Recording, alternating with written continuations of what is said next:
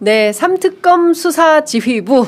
네, 오늘은 한 분과 특별하게 하겠습니다. 네, 조국혁신당의 이규원 전략위원장 나오셨습니다. 어서 오십시오. 예, 안녕하십니까. 이규원입니다. 예, 잘 지내고 계시죠?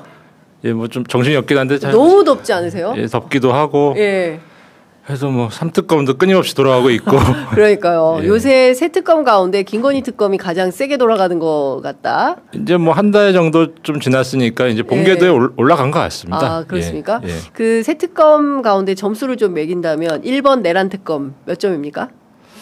이게 점수로 표현하기 좀 그런 게 어쨌든 기본적으로 이게 삼특검 전부가 네. 이게 다 어쨌든 국민들의 기대에 뭐 크게 어긋남이 없이 굉장히 좀 열심히 활약을 하고 있는 것 같습니다. 네. 그래서 뭐 특별히 점수를 이렇게 매겨서 우열을 가리기 어려울 정도로 네. 다들 고생하고 잘하고 계신 것 같고요. 근데 한편으로 이런 생각이 듭니다. 네. 이게 똑같은 사건이었고 똑같은 기록을 가지고 수사를 했을 텐데 검찰이 했을 때랑 특검이 했을 때랑 왜 이렇게 많이 차이가 나는 겁니까?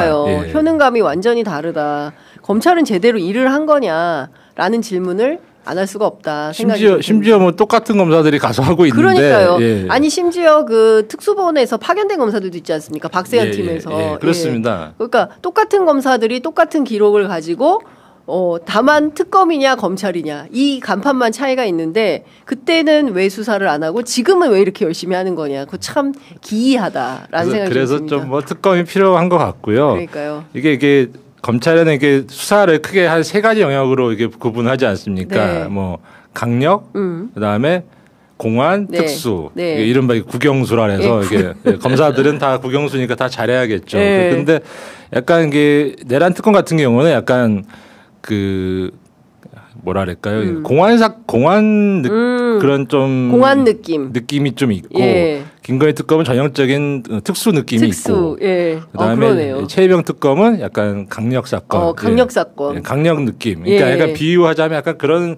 재밌다. 조금씩 차이가 있기는 한데 예. 다들 너무 잘하고 계신 것 같습니다. 예. 예. 힘내라 특검, 힘내세요 특검. 그거 하나 갖고 왔어야 되는데.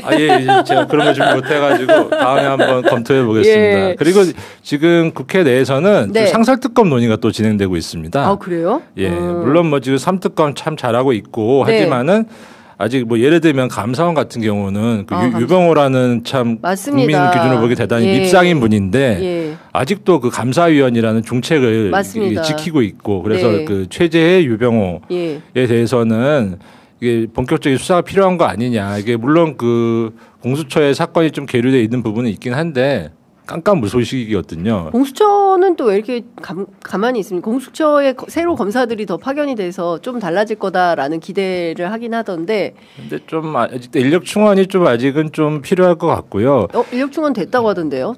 근데 또 이게 또 특검에 또 파견 나간 분들도 있기 때문에 예. 조금 더 지켜봐야 될 것 같고 그렇게 해서 국민 여러분들이 보시기에는 지금 좀 감사원 문제가 아직은 해결이 좀 시급한데. 네.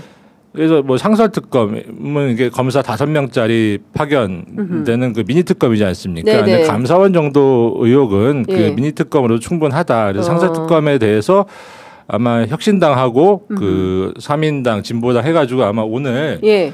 상설특검 요구안 발의 예정입니다. 감사원에 대한 상설특검이 필요하다. 그렇죠. 핵심은 뭐 최재해 유병호겠죠. 유병호 두 사람에 대해서. 그리고 민주당도 뭐 크게 뭐 이견이 없는 것 같아서. 백혜룡 마약 사건 관련해서도 이것도 이미 상설특검이 발의는 되어 있는 거죠. 예. 근데 뭐 그거는 뭐 지금 좀 김건희 특검에서 같이 하나요? 뭐 그렇게 아주 우선순위가 있는지까지는 좀 모르겠고요. 예. 그리고 마찬가지로 지금 방통이라든지 방심위 문제도 이게 언제까지 공수처의 사건이 자고 있어야 되느냐. 맞습니다. 그래서 민주당 중심으로 좀 그런 얘기가 또 있어가지고 그 부분도 별도의 상설특검이 논의가 되고 있는 것 같습니다. 이 와중에 류휘림 방심위원장은 경찰에서 최종 무혐의 처분 받았더라고요. 그건 뭐 경찰의 그 어떤 견해고요. 그래서 특검이 만약에 상설특검이 그 부분도 방통위 방심위에 대해서 가동이 된다면은 다시 전면 재수사가 이루어질 것으로 기대하고 있습니다.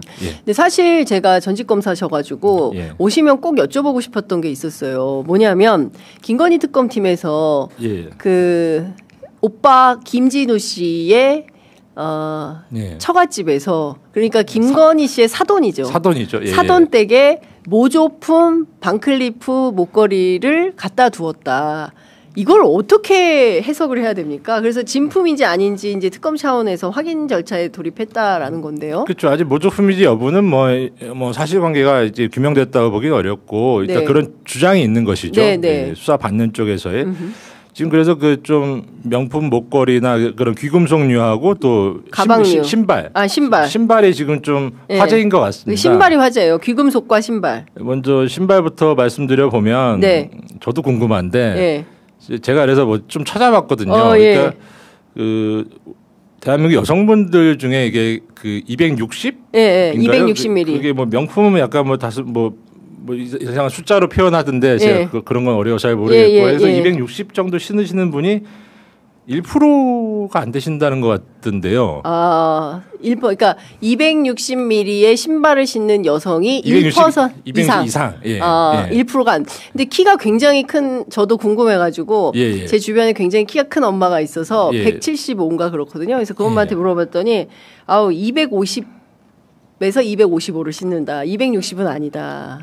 제 동생도 173인데 보니까 이게 좀 약간 뭔가 260이라는 이 수치가 이게 조금 굉장히 어색한 좀 부분이 있어가지고 그럼 이게 왜 이런 상황이 생긴 것이냐. 그래서 일단은 제가 다들 궁금하시지 않습니까? 그렇습니다. 제일 먼저 좀 특검에서 필요한 거는 김건희가 이제 좀 있으면 뭐 소환되지 않습니까? 그 전에 그 법원을 통해서 검증영장을 일단 발부받는 게 필요할 것 같습니다. 법원 통해서 검증영장. 이게 원래 이게 영장에 보통 압수수색영장 이렇게 검증영장이 있거든요. 그래요. 검증이라는 건 신체 감정을 할 수 있는 것이죠. 신체 검증. 근데 그걸 이게 어쨌든 개인 정보기도 하고 그러니까 신체니까 좀 예민하니까.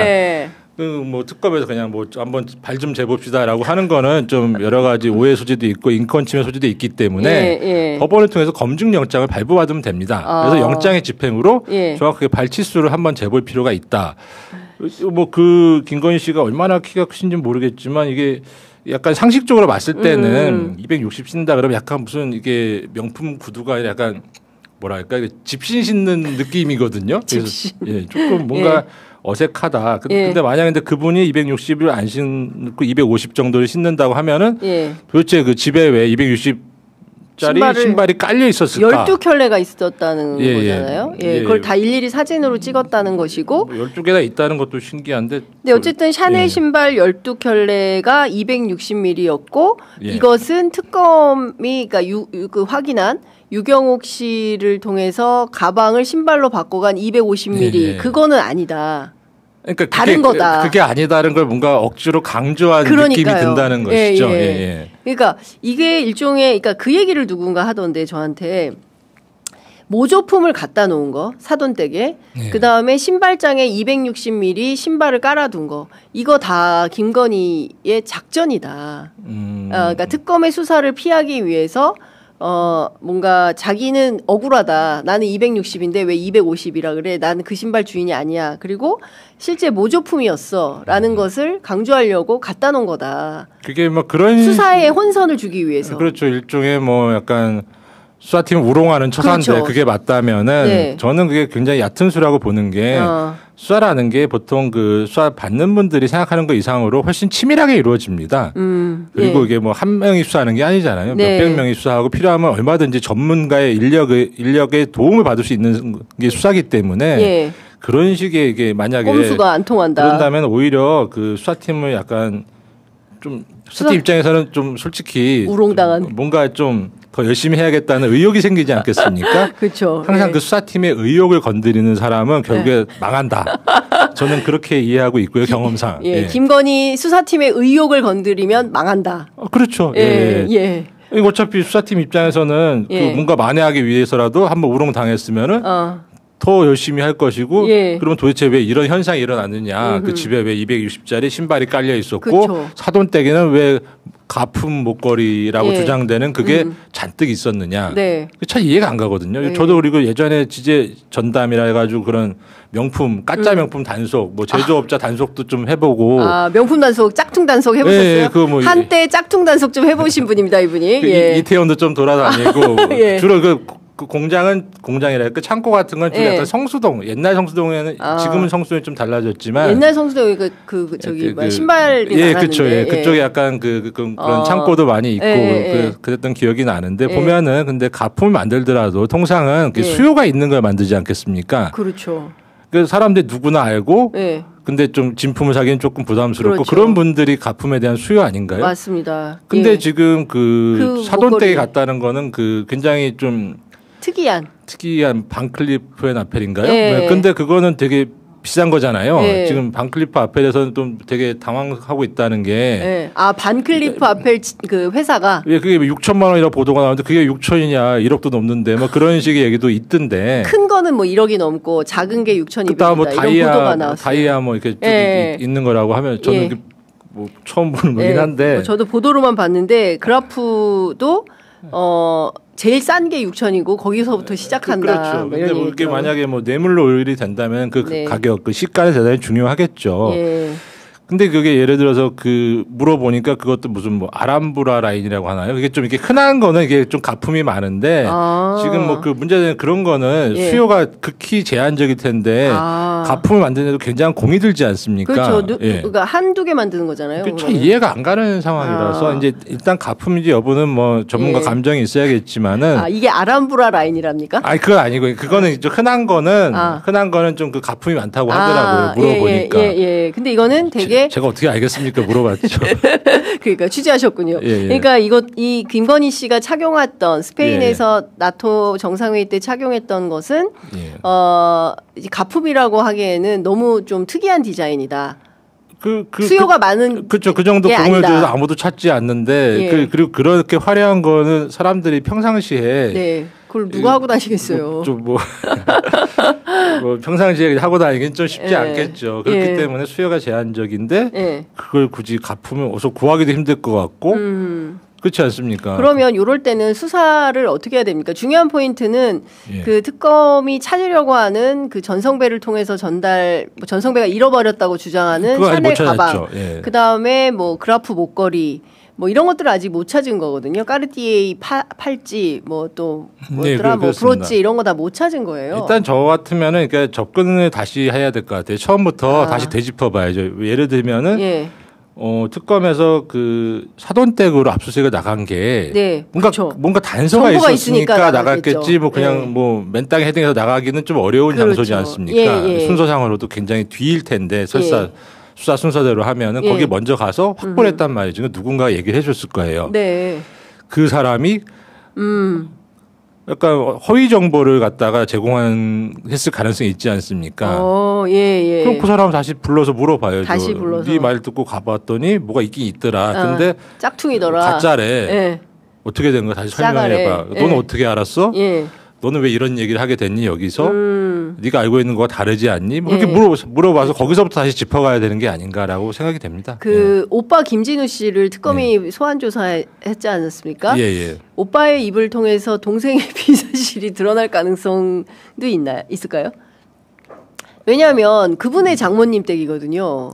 그 목걸이 보관 장소가. 그것도 참 특이하긴 한데 보통 부모님 집 같은 데다 뭘 옮겨놓는 분은 제가 가끔 접해봤는데 본인이 얘기를 합니다. 하다가 좀 이렇게 답답해지면은 얘기를 해서 그럼 가서 그냥 좀 조용히 찾아오고 그런 경우는 제법 있었는데 이게 약간 사돈댁은 굉장히 어렵지 않습니까? 그러니까요. 그래서 어떻게 사돈댁에다 갖다 놓을 생각을 했을까? 그것도 참. 근데 뭐 그거를 뭐 얘기를 하고 갖다 놨을까라는 생각은 들고 결국은 누가 갖다 놨을까, 언제 갖다 놨을까 그게 핵심인 것 같습니다. 누가 갖다 놨을까요?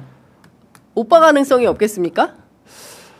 제가 뭐 그 남매 관계는 잘 몰라서 뭐 추측의 영역이라서 말씀드리기는 그런데 어쨌든 특검에서도 뭐 바로 부른 거는 이유가 있겠죠.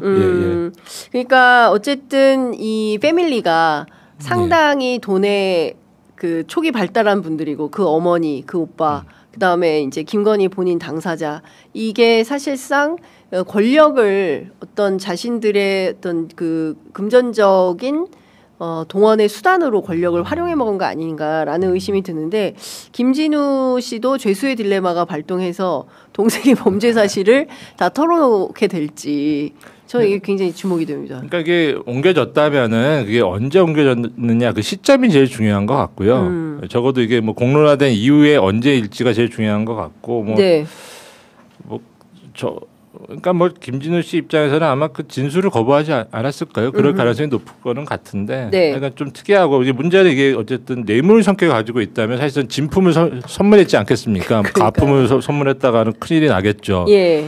그랬을 경우에는 이제 그 진품을 그 김건희 일가는 게 굉장히 뭐 돈에 대해서는 집착하는 모습을 보이잖아요. 그러니까요. 그리고 알뜰하게 챙기지 않습니까? 맞습니다. 이게 진품을 갖다가 어디 뭐 버리진 않았을 것이다. 결국 언젠가는 그게 나올 수밖에 없지 않을까 그렇게 전망하고 있습니다. 예. 이것도 좀 여쭤볼게요.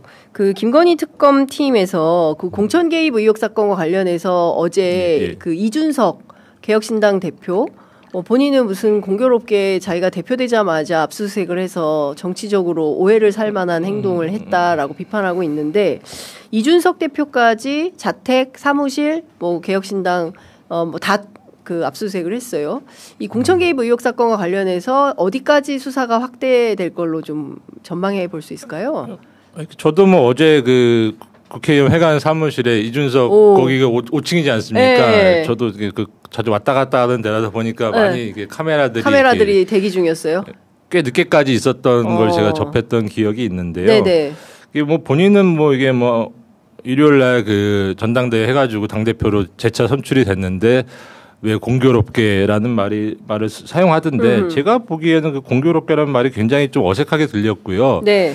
그게 뭐 개혁신당 기준에서는 뭐 공교로워 보일 수 있겠지만은 뭐 전체적인 뭐 대한민국 기준으로는 뭐 아무도 관심이 없잖아요. 사실 이준석 이 대표가 됐는지 모르는 분이 훨씬 더 많았을 것 같고 특검 기준으로 보더라도 굳이 뭐 그렇게까지 뭐 그 전당대회 다음 날 압수수색할 정도의 그 정도 비중이 있는 수사 대상자인지는 의문이라서 좀 본인의 뭐 개인적인 뭐 생각인 것 같고요. 그리고 뭐 현행범인도 아닌데 뭐 약간 그런 식의 워딩을 써가지고 그러니까 뭔가 프레임 전환을 시도하던데 이게 좀 되게 웃긴 말입니다. 이게 현행범 아니다 이 말은 웃긴 말이에요? 웃긴 말이죠. 누가 물어봤습니까? 현행범인지 아닌지 누가 모릅니까? 그러네. 그러니까 제 생각에는 이게 어쨌든 압수수색을 받고 그 국회의원 신분이지 않습니까? 그러면 적어도 언론에다가는 말을 할 때는 뭐 있으면 뭐 잘못이 있으면 있고 없으면 없고 뭐가 억울하고 이거는 맞는데 이건 억울하다 뭐 그런 식으로 진솔하게 말을 하는 게 저는 도리라고 보여지는데 현행범이 아닌 현행범도 아닌데 그걸 누가 모릅니까? 그러니까 그거는 이게 뭔가 자기가 뭔가 억울한 일을 당했다는 인상을 주기 위해 가지고 뭐 억지 프레임을 이렇게 짜는 거죠. 약간 그래서 저는 그게 좀 별로 의원답지는 못해 보였다. 뭐 그런 인상입니다. 윤상현 의원이 그 예상한 대로 다 얘기를 하고 나왔다는 거 아닙니까? 아니죠.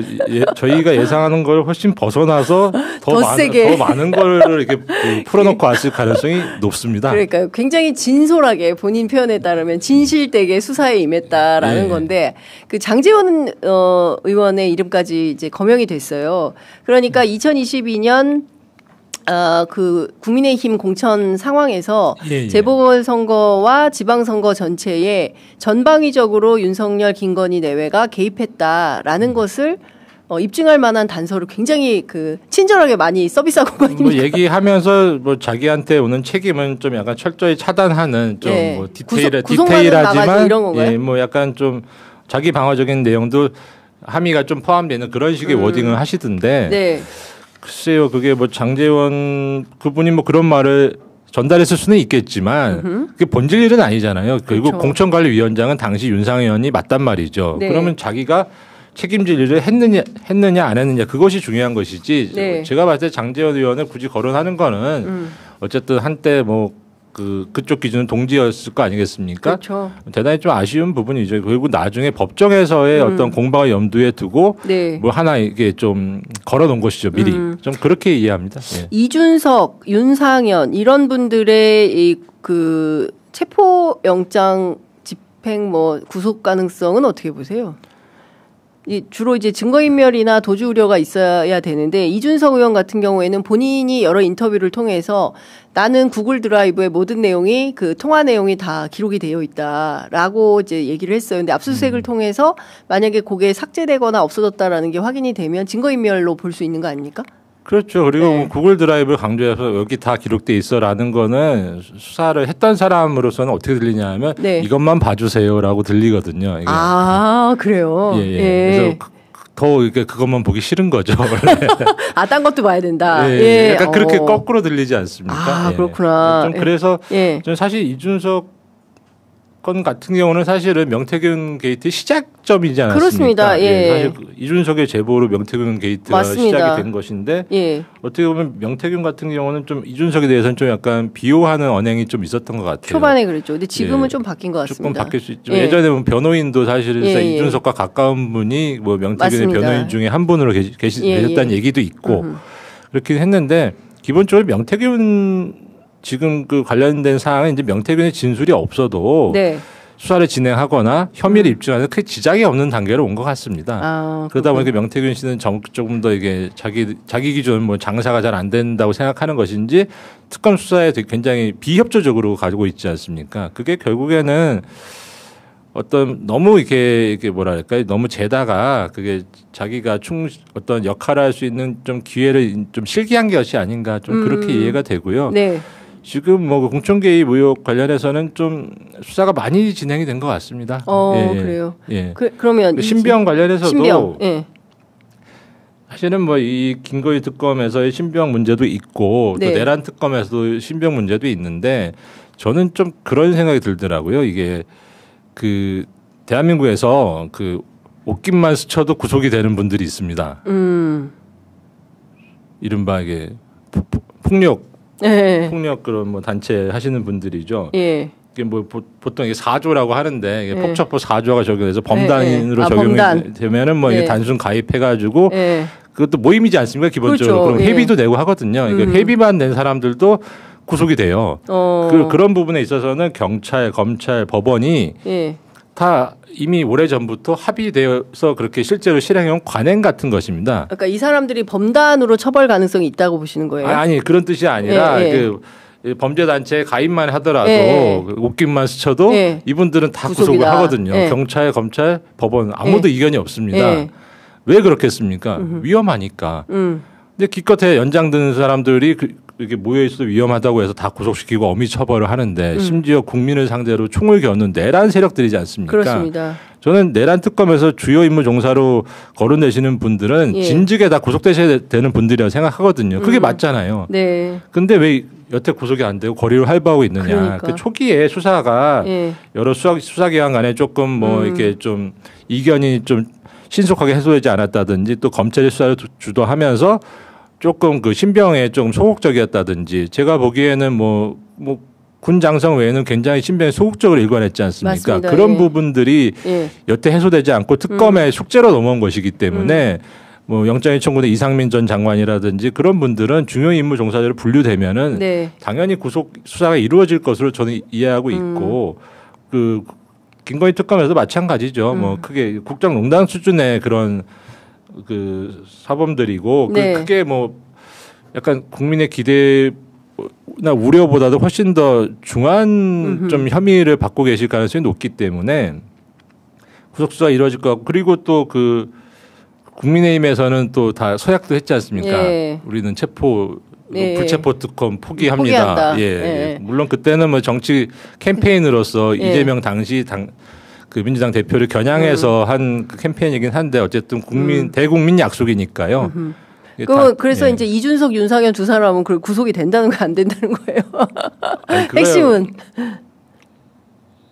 예단하기 어렵다. 하지만 적어도 특검이 원칙대로 수사를 한다면은 여러 가지 증거 인멸을 이미 했었을 것으로 이해가 돼요. 증거 인멸 우려가 아니라 실제로 증거 인멸이 이루어진 정황이 좀 제법 있기 때문에. 뭐 법원의 결론은까지야 뭐 예단하기 어렵지만 구속 수사 방침 정도는 이미 좀 정하지 않았을까. 특검이 그렇게 기대하고 있습니다. 그러니까 이준석, 윤상현 등에 대해서 구속 수사 방침을 정했을 것이다라고 보신다는 거죠. 앞서 말씀 주신 대로 적어도 그리고 기본적으로 주거지 압수수색을 들어간다는 거는 그 기본적으로 신병을 염두에 두고 있는 거예요. 인권 침해의 요소가 굉장히 대단히 크지 않습니까? 주거지 압수수색은 뭐 사무실이나 뭐 차량에 대한 압수수색 그런 것과는 좀 약간 차원이 다르거든요. 그렇죠. 그럼에도 주거지 압수수색 영장을 청구했고 법원도 그래 이 정도면 너네 들어가도 돼라고 허락을 해준 거 아니겠습니까? 그렇기 때문에 주거지 압수수색을 당한 분들은 기본적으로 특검에서는 신병을 검토하고 있는 분들이라고 이해하시는 게 맞지 않을까 그렇군요. 싶습니다. 신병 검토 중인 사람이 맞다. 알겠습니다. 그리고 말씀 주신 대로 지금 내란 주무장관으로 계엄 주무장관 역할을 수행했다라고 내란 특검이 보고 있는 이상민 장관에 대한 영장이 청구되지 않았습니까? 곧 이어서 한덕수 전 총리에 대해서도 구속영장을 청구할 걸로 보인다라는 겁니다. 그 두 사람 구속은 어떻게 될까요?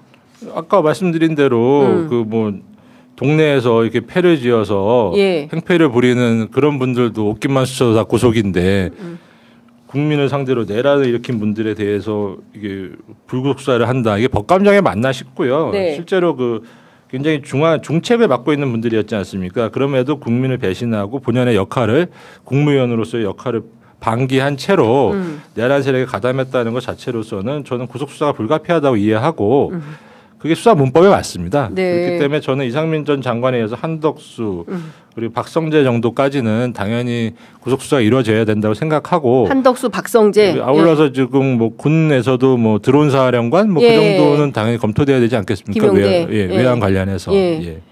그렇군요. 그리고 정치인들은 어디까지 늘어날까요? 지금은 특검 수사에 국민의힘 7명 정도가 수사 대상에 올랐는데 여기 플러스 알파 가능성이 더 높다. 그렇죠. 계엄 해제에 대해서 뭐 좀 방해했던 의혹이 있는 뭐 추경호라든지 몇 분이 있을 수 있고요.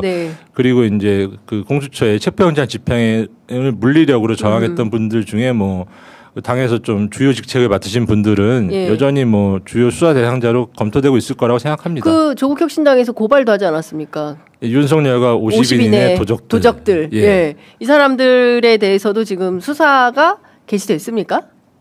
그 부분이 이미 다른 데서 하던 게 넘어왔던 걸 이어서 하는 것으로 알고 있고요. 기본적으로 그게 아마 진보당에서 제 기억은 진보당에서 그 관저 앞에서 그 체포영장 집행을 저지했던 45분에 대해서는 뭐 진즉에 고발했던 것으로 알고 있고 그거 이어가지고 특검이 수사를 하고 있는 것으로 알고 있습니다. 지금 사실 내란 특검 같은 경우에는 뭐 주요 뭐 사령관이나 정치인이나 뭐 이런 등등에 대해서는 수사가 다 진행이 되는데 지금 비어 있는 곳이 있으니 검찰 관련된 수사다. 심우정 총장을 비롯해서 검찰과 관련된 내부 수사를 해야 되는 거 아니냐. 근데 왜 그쪽은 수사했다는 소문이 없지? 라는 얘기가 있습니다. 이게 사실 그 특검에서 뭐 중심을 잘 잡아주고 지휘하고 계시지만은 어쨌든 특검의 손과 발은 그 검찰에서 파견 나온 검사들과 수사관들 아니겠습니까? 기본적으로. 그렇기 때문에 사실은 내부 수사가 가장 힘든 거죠. 대통령 수사보다 힘든 게 아마 내부 수사일 겁니다. 그러니까 검찰 내부 수사. 그렇죠. 대통령 수사보다 더 힘들다. 아마 그렇게 생각할 겁니다. 근데 수사가 정말 잘 되면 끝에 가면 꼭 검찰 관계자들이 나오는 경우가 많아요. 예전에도 저도 경험상. 그런데 검찰 관계자가 수사 대상자로 튀어나오는 순간 수사가 동력을 상실합니다. 그래요? 서로 같은 식구들이잖아요. 식구들. 그러면 안 해요? 동력 상실하면 여기서 덮어요? 근데 특검에서 안 할 도리는 없고 그래서 저희 혁신당에서 검토하고 있는 거는 내란 특검도 마찬가지고 김건희 특검도 검찰 관계자들이 수사 대상이 될 가능성이 있습니다. 충분히. 내란 특검은 당연히 내란 가담이라든지 여러 좀 거기에 검찰 관계자분들이 있고 더군다나 김건희 특검 같은 경우는 이게 종전 수사의 과오를 짚어야 되는 것도 수사 대상으로 돼 있습니다. 예를 들어서 뭐 도이치모터스 같은 경우는 도대체 뭐 몇 년 동안은 왜 뭉개고 있었던 거야? 그렇죠. 약간 그 뭐 좀 잘 이해가 안 가는 부분이 있기 때문에 명품백 수사도 마찬가지죠. 그래서 뭐 근데 그거를 갖다 특검에 자체적으로 수사를 시작한다고 하는 것은 굉장한 정무적 부담이 있고 수사 동력이 상실되는 측면도 크다. 그렇기 때문에 그런 좀 검찰 관계자에 대한 수사는 특검의 좀 막바지 단계에서 이루어지는 것이 서로한테 유리한 측면이 있는 것 같습니다. 특검의 효율성 차원에서. 그렇군요. 그런데 그럼에도 또 그거를 갖다가 특검에서 자체적으로 수사를 시작한다는 거는 또 이게 간단한 일이 아니죠. 그럴 때 정치권이 나서 줘야 된다고 생각합니다. 정치권에서 그런 수사 여러 의혹을 받는 검찰 관계자들에 대해서 적절한 시점에 고발을 해주는 것이 특검의 부담을 덜어주는 것이 아닌가. 심우정 총장 등에 대해서는 이미 고발이 되어 있지 않습니까? 그렇습니다. 그 부분은 뭐 그런데 이제 결국 그 수사가 왜 여태까지 제대로 진행되지 않았는가에 대해서는 적어도 정치권에서 그게 어떤 적절하게 합당한 근거를 가지고 구체적 고발을 해주면은 특검에서 정무적 부담을 덜 수 있고 마지막까지 좀 그 부분까지 최선을 다해서 규명할 수 있지 않을까. 뭐 그런 뭐 저 개인 생각입니다. 이건.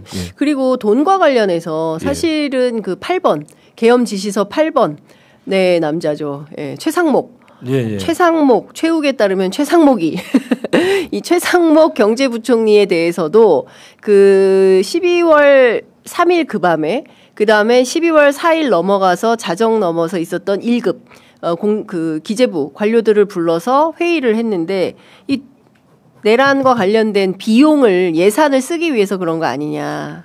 그런 얘기 오래전부터 있었고 이상하게 최상목이라는 분이 한때는 되게 유명하다가 요새는 좀 조용해진 측면이 있는데 글쎄요. 제가 보기에는 이분은 또 김건희 특검에서도 이름이 좀 거론되지 않습니까? 캄보디아 ODA 관련해서도 이름이 거론되고 있기 때문에 이분도 결국에는 좀 뭐 특검에서 좀 세밀하게 들여다봐야 될 것으로 뭐 이해하고 있습니다. 하나만 여쭤볼게요. 이제 시간이 다 돼서 마무리를 해야 되는데 내란 특검팀이 정진석 전담팀을 운영 중이다. 이게 그 어떤 혐의 중심이 아니라 사람 중심으로 팀을 짜서 뭐 수사하기도 합니까? 그게 원칙적으로는 그게 특정인에 대해서 찍어놓고 하는 것은 사찰이죠. 그리고 수사라는 것은 그게 아니라 사회 부조리를 가지고 이제 사회 부조리를 이게 파고 들어가다 보면 사람들이 이게 딱딱딱 이게 뚜렷해지거든요. 그 사람들 대상으로 수사하면은 그건 적정한 수사죠.